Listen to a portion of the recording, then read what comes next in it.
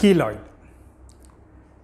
कान छेदने के बाद पेशेंट आके ये कंप्लेन करते हैं कि ऐसा जहाँ छेदे थे वो उस स्पॉट में ऐसा स्वेलिंग हो गया, बल्कि ऐसा स्वेलिंग को कीलॉइड बोलते हैं। तो ये वीडियो में कीलॉइड का कॉज क्या है, कारण क्या है, कॉमन प्रेजेंटेशन क्या है और ट्रीटमेंट के बारे में देखेंगे। तो ये कीलॉइड जो है ज़्यादातर डार्क स्किन लोगों में होता है, वैसा ही उसको जेनेटिक प्रीडिस्पोजिशन भी है और एक रेस में कॉमन भी हो सकता है।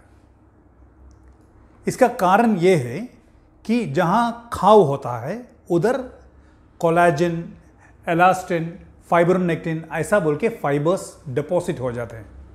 ये थोड़ा डिटेल में सिंपल से मैं आपको बताऊंगा तो आप समझ जाएंगे। देखो, जब भी जिस्म में घाव होता है, समझो इधर घाव हो गया है, जैसे एक ईयर पेसिंग की, जहाँ घाव हुआ उधर बॉडी रिपेयर करने के ट्राई करेगा, ठीक करने के लिए ट्राई करेगा। वो 3 स्टेजेस में होता है रिपेयर। पहला वाला स्टेज है इन्फ्लेमेटरी स्टेज। उस स्टेज में उधर ब्लड सप्लाई, ब्लड फ्लो ज़्यादा रहता है। सेकेंड वाला फेज प्रोलिफरेटिव फेज, उधर तागा तागा जैसे डिपॉजिट होगा जहां घाव हुआ था। वो तागा तागा जो है उसको वो कोलेजन हो सकता है, एलास्टिन हो सकता है, फाइब्रोनेक्टिन हो सकता है। सबसे ज़्यादा कोलेजन है। वो घाव के ऊपर आके कंप्लीटली कवर करेगा, सील करेगा। और लास्ट स्टेज है रीमॉडलिंग। वो जितना चाहिए बॉडी लेके बाकी जो चाहिए वो रिजेक्ट करके वो घाव के हिसाब से वो ठीक करेगा।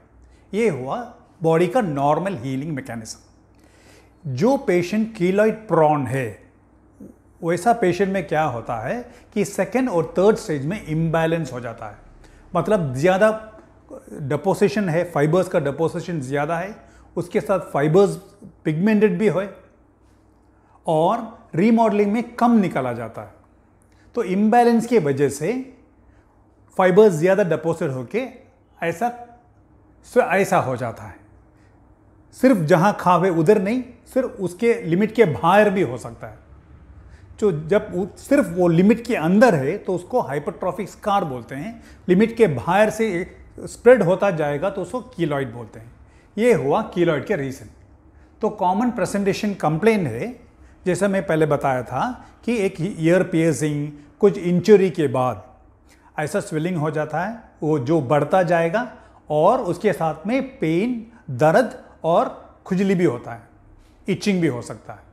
अभी इसका ट्रीटमेंट अगर जो वो कीलॉइड छोटा सा हो तो मेरा first advice and the most important advice रहेगा कि वो उसको छोड़ दो, कुछ मत करो। और दूसरा, ईयर पियर्सिंग करने की कोशिश भी मत करना प्लीज़, क्योंकि दोबारा उधर भी हो सकता है कीलॉइड। अगर जो ये थोड़ा बड़ा है और पेशेंट जिद करते हैं कि निकालना है तो उसमें सर्जरी भी कर सकते हैं, लेजर से भी निकाल सकते हैं। सर्जरी करके वो कीलॉइड जो है निकालना है। उसी टाइम में सर्जरी के बाद ये चारों इंजेक्शन में कुछ भी एक इंजेक्शन लगा सकते हैं, टीका लगा सकते हैं। वो स्टीरॉयड ट्रायमसिनोन हो सकता है, 5-फ्लोरोयूरासिन हो सकता है, ब्लियोमेसिन हो सकता है, नहीं तो इंटरफेरॉन्स। जो हॉस्पिटल में अवेलेबल है वो आपका डॉक्टर जो निकाल रहा है, ENT स्पेशलिस्ट, वो जो हॉस्पिटल में अवेलेबल है वो टीका लगाएगा सर्जरी करने के तुरंत। लेसर, KTP लेसर यूज़ कर सकते हैं, इंडी याग लेसर, नहीं तो कार्बन डाइऑक्साइड टाइप लेसर। वो मशीन का डिफरेंट कैटेगरीज है। अभी निकालने के बाद अब एक बार मैं बोलना चाहता हूँ कि अगर तो छोटा है तो मैंने बताया कि मैं उसको छोड़ दूंगा, निकालूंगा नहीं, सर्जरी नहीं करूंगा, इसलिए क्योंकि इसका रिकरेंस रेट जो है सिर्फ सर्जरी करेंगे तो बहुत ज़्यादा है। 70 to 90% रिकरेंस रेट है, वो दोबारा आ सकता। इसलिए निकालने के बाद और कुछ करना पड़ता है, जैसे कि मैंने इधर दिखा है, 5 डिफरेंट टेक्निक दिया है, डिफरेंट प्रोसीजर्स बताने वाला हूँ ताकि इसका रिकरेंस रेट कम है। एक हुआ, जो टीका हम लगाए थे स्टीरॉयड, उसको दोबारा डालना पड़ेगा 1-2 हफ्ते के बाद, उसके बाद 1 महीने के बाद। एक एक हॉस्पिटल में एक एक डॉक्टरों का डिफरेंट प्रोटोकॉल होता है। जैसे आपका डॉक्टर बताएंगे 2 हफ्ते के बाद आना है, 2 महीने के बाद आना है, जो बताएं वो आके उस टाइम में आके स्टेरॉइड का इंजेक्शन टीका लगा लेना।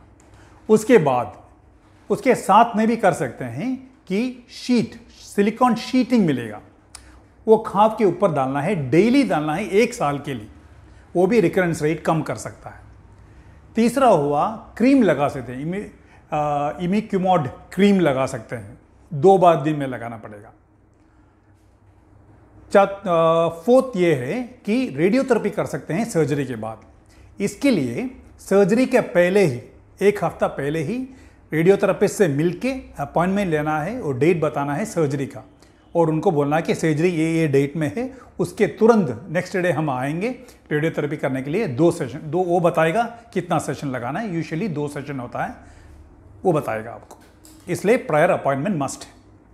और लास्ट हुआ माइटोमाइसिन अपॉइंटमेंट, ये एक वायल है, एक इंजेक्शन है, बट लगाते हैं फौरन ऑपरेशन के बाद।